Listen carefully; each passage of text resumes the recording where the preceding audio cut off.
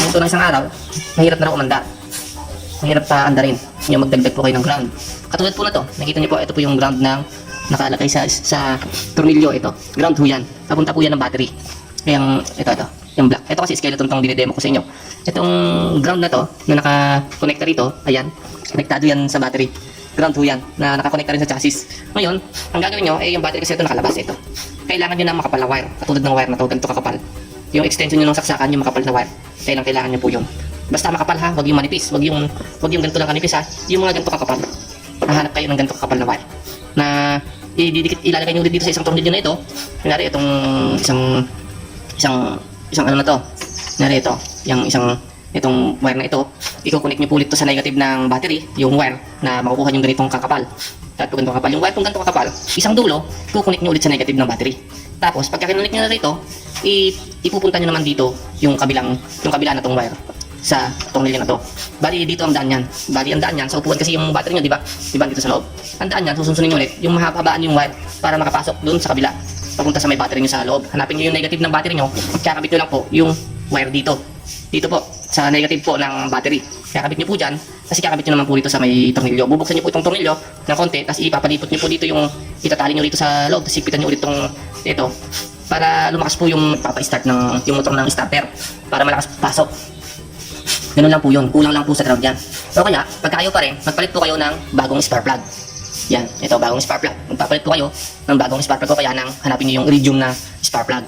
O kaya naman, pagka mahirap pa rin paandarin, napalitan nyo na ng spark plug, nagdagdag na po kayo ng ground na sinabi ko. Ang titingnan nyo na po doon ay yung starter. Baka yung carbon po ng starter, ito, ay upod na. Nauupod din po yan. Nabibili lang po natin yun. Pwede nyo po siyang i-convert sa pang-wave na carbon. Tuturo ko po sa inyo kung paano po yun kino-convert. Sa susunod ko na po sigurong video yun pagka meron akong siraan ganito ang motor ng starter. Yun po mga sir. O pwede nyo rin po dito ilagay yung yung tornilyo po dito. Pwede nyo rin ilagay dito yung ground. Mas maganda. Yung padaanin nyo po yung wire hanggang dito papunta po sa negative ng battery nyo. Mas maganda po kung dito nyo po siya nga i-connect. Mas malapit.